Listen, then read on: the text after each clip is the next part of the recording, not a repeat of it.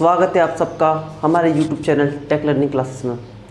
दोस्तों आज हमारी फिजिक्स की क्लास है, ठीक है। लास्ट क्लास में हमने लिफ्ट चैप्टर को पढ़ा था। आज हम प्रोजेक्टाइल मोशन यानी कि प्रक्षेप गति को पढ़ने वाले हैं, ठीक है दोस्तों। तो चलते हैं, शुरू करते हैं आगे पीछे की बातें किए बिना, ठीक है। तो देखते हैं प्रक्षेप गति क्या होती है। देखो दोस्तों, प्रक्षेप गति बहुत बड़ा चैप्टर नहीं है, छोटा चैप्टर है, ठीक है। ये वीडियो भी छोटा ही रहेगा, ठीक है। तो देखते हैं प्रक्षेप गति होती क्या है। देखो दोस्तों, मान लीजिए एक ग्राउंड है, ठीक है, प्लेन है, सरफेस। यहाँ से मैंने एक बॉल को फेंका, ठीक है। जब मैं किसी बॉल को फेंकता हूँ, ठीक है, इस शेप में, तो जो वो पाथ फॉलो करता है, जिस पाथ पर वो जाता है, जिस रास्ते से वो जाता है, उसी रास्ते को बोला जाता है क्या? Projectile motion. क्या बोला जाता है?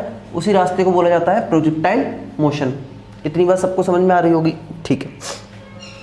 अब दोस्तों देखो इसमें होता क्या क्या है, ठीक है। ये रहा प्रोजेक्टाइल मोशन। मान लीजिए मैंने इसको यू वेग पे फेंका। स्टार्टिंग वेग क्या था? स्टार्टिंग वेग क्या था? यू, ठीक।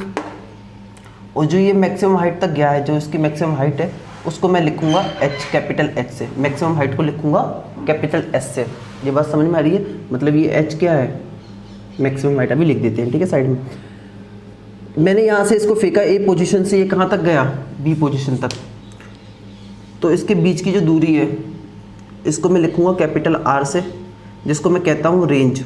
क्या कहता हूँ? रेंज। रेंज या फिर हिंदी में बोलूँगा तो प्रसार, परास बोल दो। क्या बोलेंगे? परास, ठीक है। इतनी बात सबको समझ में आ रही होगी।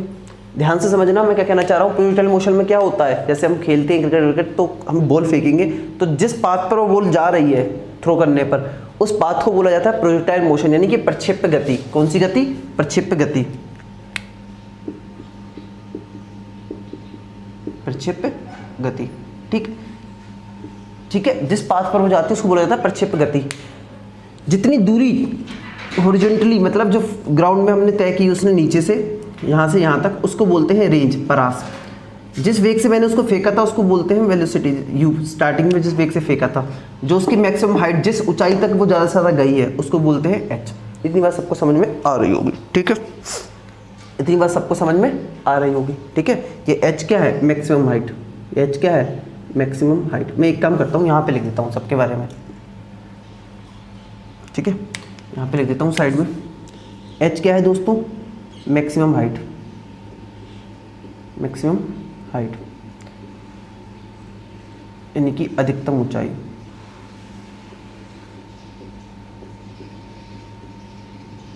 ठीक है। यू क्या है? प्रारंभिक वेग। प्रारंभिक वेग यानी कि इनिशियल वेलोसिटी। इनिशियल वेलोसिटी, ठीक है दोस्तों। आर क्या है? रेंज। रेंज यानी कि परास। ये बातें सबको समझ में आ गई होंगी। इतनी बातें सबको समझ में आ गई होंगी। अब दोस्तों देखो, ये इतना बड़ा चैप्टर नहीं है कि बहुत सारे क्वेश्चंस बनते हैं, लिमिटेड क्वेश्चंस बनते हैं। मैं वन बाय वन वो क्वेश्चन आपको कराता चला जाऊंगा, ठीक है। तो पहले से स्टार्ट करते हैं। तो पहला क्वेश्चन जो यहाँ से बनता है दोस्तों, उसको ध्यान रखो। पहला आपसे पूछेगा कि बताओ मैं किस कोण पर, सॉरी ये बताना मैं भूल गया आपको, जिस कोण पर मैंने इसको फेंका ये हो गया थीटा। किस कोण पर, ठीक है, किस कोण पर किसी ऑब्जेक्ट को या किसी वस्तु को फेंका जाए ताकि जो उसका रेंज हो, जो उसकी रेंज हो वो क्या हो जाए? अधिकतम हो जाए। जो उसकी रेंज हो वो क्या हो जाए? अधिकतम। मतलब ये दूरी क्या हो जाए? मैक्सिमम। तो हम देख लेते हैं पहला वाला क्या है। For maximum range, for maximum range theta कितना होना चाहिए दोस्तों? तो याद रखना दोस्तों, थीटा कितना होना चाहिए? 45 डिग्री के कोण पर। आप सबने पढ़ भी रखा होगा। 45 डिग्री के एंगल पर अगर मैं बॉल को फेंकूंगा या किसी पत्थर को या किसी भी ऑब्जेक्ट को फेंकूंगा, तो जो उसकी जो ग्राउंड लेवल पे जो दूरी तय करेगा वो यानी कि हॉरिजॉन्टल डिस्टेंस होगा, जो इसको रेंज कहते हैं, तो वो कितना होगा? 45। मैं हिंदी में भी लिख देता हूँ, अधिकतम परास के लिए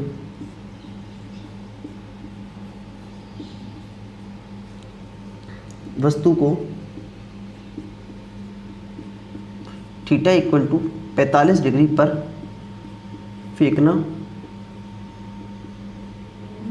होगा, ये लिख देते हैं, फेंकना होगा।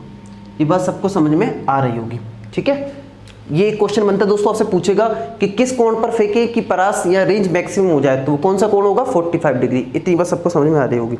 दूसरा क्वेश्चन दोस्तों जो यहीं से पूछा जाता है, वो दूसरा क्वेश्चन क्या है, for maximum height, for maximum height. अगर अधिकतम दूरी की, अधिकतम ऊंचाई की बात करते हैं कि अगर किस कोण पर मैं फेंकूं कि ऊंचाई क्या हो जाए, मैक्सिमम हो जाए, तो दोस्तों वो कोण होता है, वो कोण होता है 90 डिग्री। कितना होता है वो कोण, 90 डिग्री। मतलब 90 डिग्री पर अगर मैं किसी वस्तु को फेंकता हूँ तो जो उसकी हाइट होगी, जितनी ऊंचाई तक वो जा सकता है, वो अधिकतम होगी, ठीक है दोस्तों। अब बहुत से बच्चे ये बोलेंगे कि सर हम तो ऐसे फेंकेंगे तब ज़्यादा दूर जाएगा, इस तरफ से ज़्यादा दूर नहीं जाएगा, ऊंचा फेंक ही नहीं पाएंगे। पर दोस्तों एक्चुअल में ये बात कहाँ पे हो रही है, बात तब हो रही है जब हम बराबर फोर्स लगा रहे हैं, जो इक्वल फोर्स लगाएंगे उस कंडीशन में, कि अगर मैं इक्वल फोर्स ऊपर की तरफ और इक्वल फोर्स किसी भी डायरेक्शन में लगा दूं तो जो हाइट होगी वो स्ट्रेट में ज़्यादा मिलेगी, ना कि इस तरफ। अब वो बात अलग है, आप मैं यहाँ पर ऊपर की तरफ फेंक दूं इतने से फोर्स से, तो बॉल यहीं से वापस आ जाएगी, ठीक। और वही मैं जोर लगाकर फेंक दूं तो भाई वो तो सिंपल सी बात है ना, कि जब जिस तरफ फोर्स ज़्यादा होगा उसी तरफ हाइट ज़्यादा होगी। पर अगर फोर्स इक्वल हो तो उस कंडीशन की बात होती है, बोला नहीं जाएगा पर ये अंडरस्टूड होता है कि फोर्स क्या है, इक्वल। इस बात को आपको समझना है, ठीक है। तो चलो इस बात को आप लिख सकते हो, हिंदी में भी लिख देता हूँ मैं, अधिकतम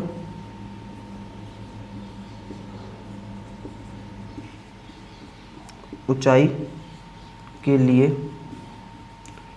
थीटा इक्वल टू 90 डिग्री। इतनी बात सबको समझ में आ गई होगी, इतनी बात सबको समझ में आ गई होगी, ठीक है दोस्तों। चलो 2 क्वेश्चंस हो गए, इसको रब करते हैं। ये बात सबको समझ में आ गई है, ठीक है। ये 2 क्वेश्चंस हैं, इसके बाद अगला क्वेश्चन देखते हैं। इसको मिटा देता हूँ।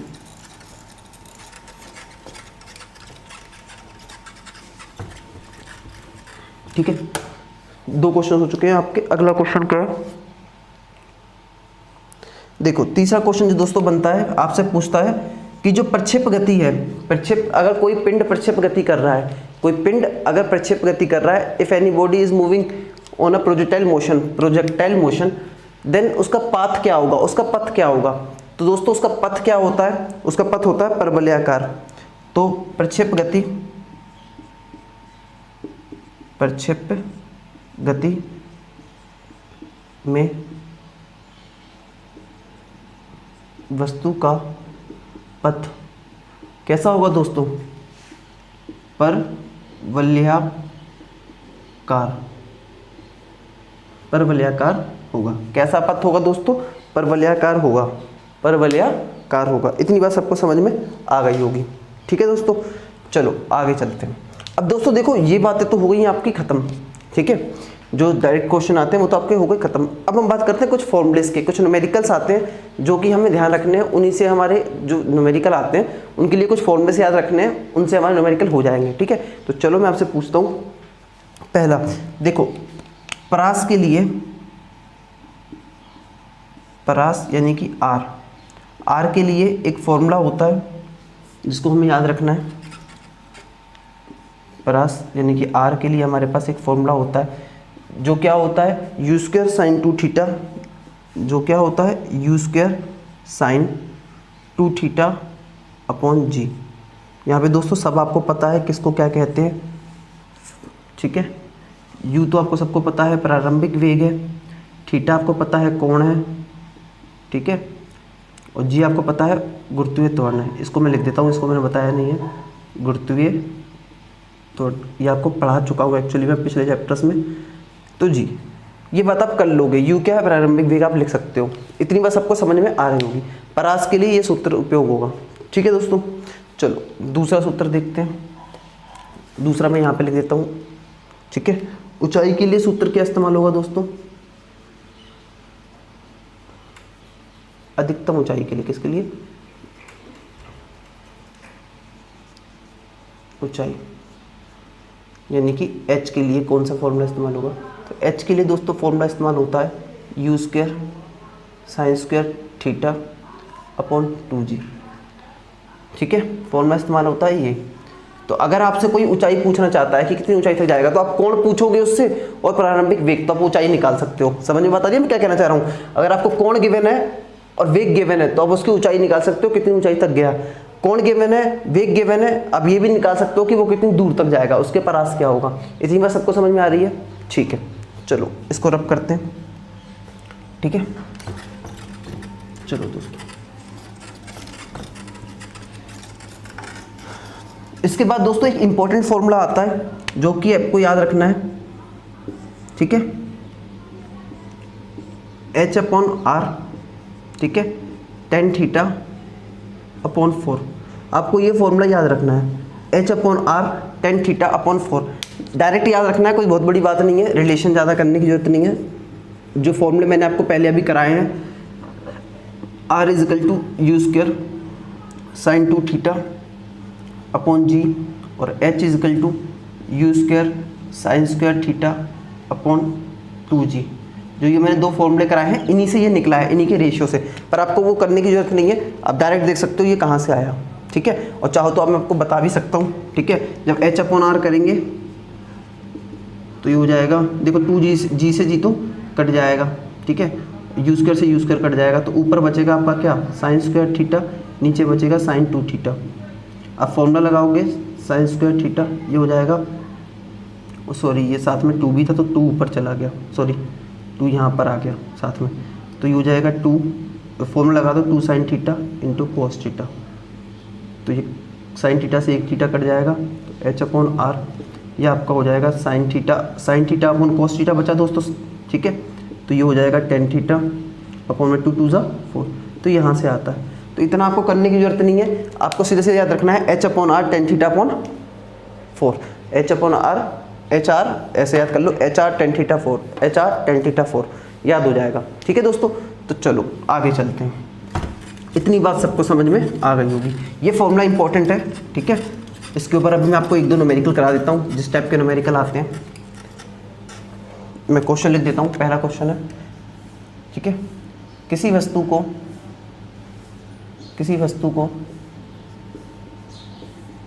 किस कोण पर फेंका जाए, किस कोण पर फेंका जाए कि उसका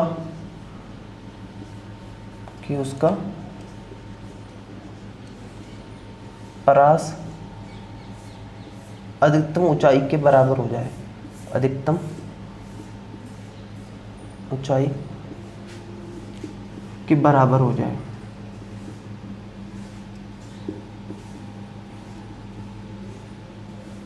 एक क्वेश्चन ये रहा दोस्तों आप सबके लिए, आप सॉल्व करने की कोशिश करो इसे। ठीक है, दूसरा क्वेश्चन मैं यहाँ लिख देता हूँ। ठीक है, किसी वस्तु को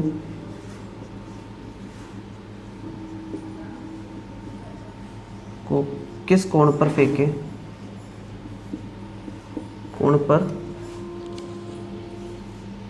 किस कोण पर फेंके कि परास यानी कि R अधिकतम ऊंचाई का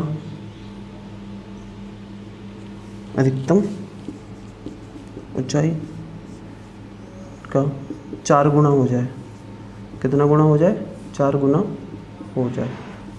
ये दोनों क्वेश्चन दोस्तों आप सबके सामने, अब मुझे इनके सॉल्यूशन बता सकते हो। देखो दोस्तों मैं बताता हूँ आप सबको। देखो उसने पूछा किस कोण पर फेंके कि जो परास है और जो हाइट है वो क्या हो जाए, बराबर। ठीक है, तो दोस्तों सिंपल सी बात है, इसी फॉर्मूले पे क्वेश्चन आते हैं। H/R = tan θ/4।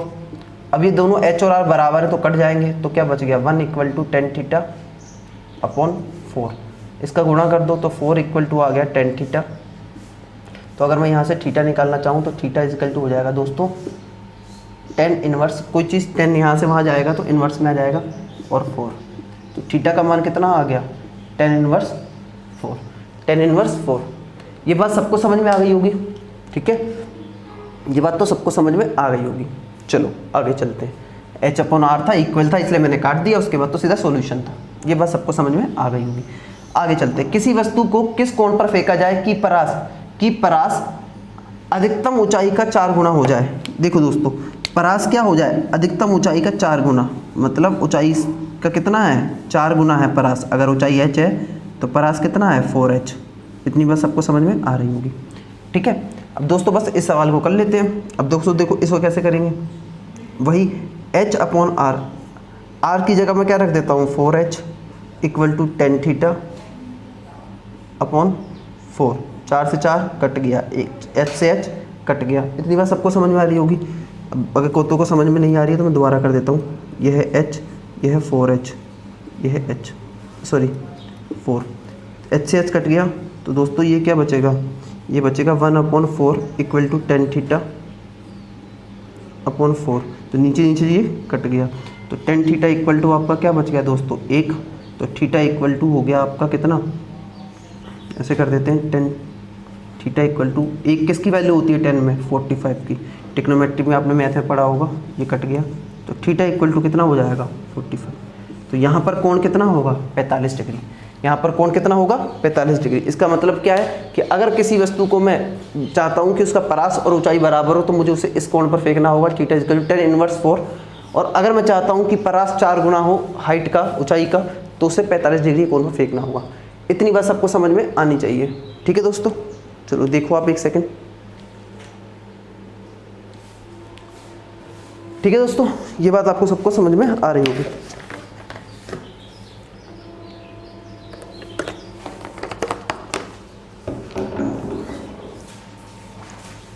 ठीक है दोस्तों, चलो अब दोस्तों चलते हैं आगे, ठीक है। अब कुछ बातें बची हैं इस चैप्टर में जो मुझे आपको बतानी है, उसके साथ ही आपका ये चैप्टर क्या हो जाएगा, फिनिश हो जाएगा। छोटा सा चैप्टर था, जो पॉइंट्स बनते थे मैंने आपको बता दिए। अब कुछ बातें ध्यान रखना। देखो दोस्तों, मान लीजिए, सॉरी,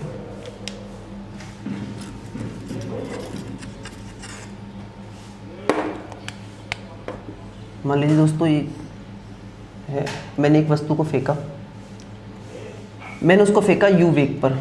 कितने वेग पर फेंका दोस्तों, u। कितने वेग पर फेंका, u। और जो उसकी अधिकतम ऊंचाई है वो भी कितनी है दोस्तों, h। इतनी बात सबको आप पता ही है पहले से, वही चीज़ मैं लिख रहा हूँ, कुछ अलग से तो लिख नहीं रहा हूँ। परास है दोस्तों आपका r। इतनी बात सबको समझ में आ रही होगी। दोस्तों मान लीजिए मुझे यहाँ से यहाँ तक आने में लगा t1 समय, यहाँ तक आने में, और यहाँ से यहाँ तक आने में लगा t2 समय, ठीक। इतनी बात सबको समझ में आ रही होगी। अब दोस्तों देखो इसमें क्या क्या आता है, क्या क्या पूछा जा सकता है, क्या क्या हो सकता है। और मैंने इसको थीटा कोण पर फेंका, ठीक है, मैंने इसको थीटा कोण पर फेंका।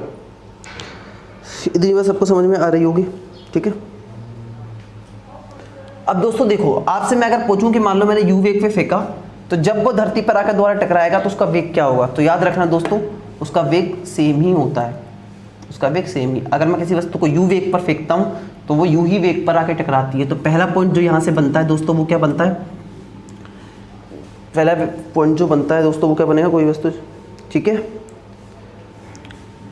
देखो पहला क्या बनता है पॉइंट, कोई भी वस्तु जमीन पर उसी चाल से आकर टकराती है, उसी चाल से आकर टकराती है,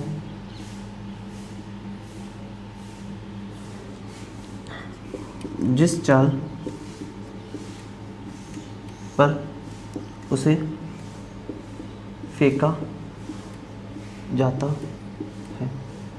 तो मतलब जो जिस वेग से हम जिस चाल से फेंकेंगे उसी चाल से गिरेगी।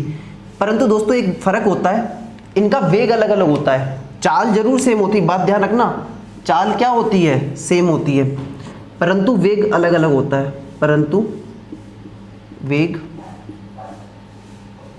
अलग अलग होता है। बहुत से लोग फंस जाएंगे कि वेग अलग अलग क्यों होगा। दोस्तों ध्यान करो, अगर मैं किसी को यू चाल पर फेंकता हूं, वेग और चाल में क्या फर्क होता है। देखो दोस्तों, वेग में दिशा भी शामिल होती है। जिसको ये बात समझ में नहीं आएगी वो प्लीज जाकर मेरा मोशन वाला चैप्टर देखना, मैं फिर भी कोशिश करता हूं। वेग में दोस्तों चाल और दिशा दोनों सम्मिलित होती है, दोनों चीजों की कॉम्बो होता है, ठीक है।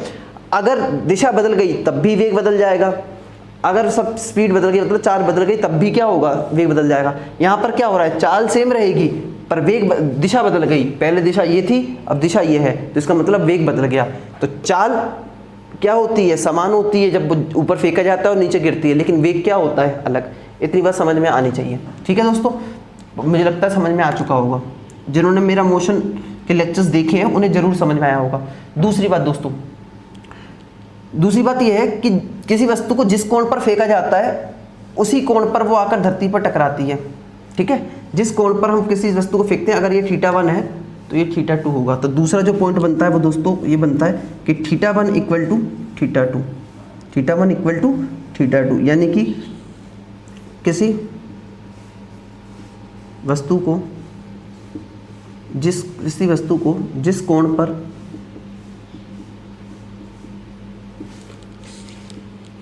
फेंका जाता है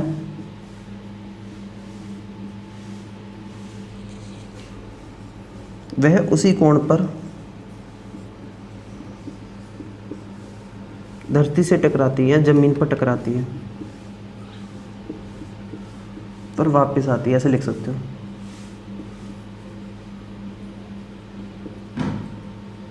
ठीक है, ये बात समझ में आ गई। टकराती है लिख लो, टकराती अच्छा लगेगा, टकराती। ये बात सबको समझ में आ रही होगी। मतलब जिस कोण पर मैंने फेंका वो कोण क्या हो जाएंगे, बराबर। अगर ये θ1 है तो ये कितना होगा, θ2 होगा। ये बात सबको समझ में आ रही है, लेकिन θ1 θ2 क्या होगा, इक्वल। ठीक है, तीसरी बात जो दोस्तों यहाँ से समझ में आती है हमें, तीसरी बात जो आपको ध्यान रखनी है कि किसी वस्तु को जितना समय ऊपर जाने में लगता है, किसी वस्तु को जितना समय ऊपर जाने में लगता है उतना समय उसे नीचे आने में लगता है। ये बात मैंने कहाँ पर बताई थी आपको, ये बात मैंने आपको बताई थी गुरुत्वाकर्षण वाले चैप्टर में। ठीक है, जो ग्रेविटी वाला चैप्टर है, ठीक है, ग्रेविटेशनल फोर्स, उसमें। तो जो बच्चा नहीं पढ़ा है जिसने, वो जरूर जाके पढ़ो, तो आपको और ज़्यादा समझ में आएगा। प्ले लिस्ट में आपको मिल जाएगा। ठीक है, T1 और T2, यानी कि T1 इक्वल टू T2 होगा। इसका मतलब क्या है, इसका मतलब यह है कि किसी वस्तु को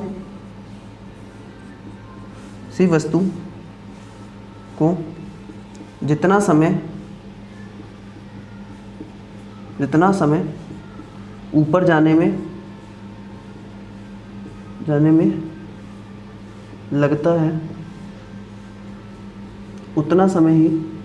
है उतना ही समय नीचे आने में लगता है।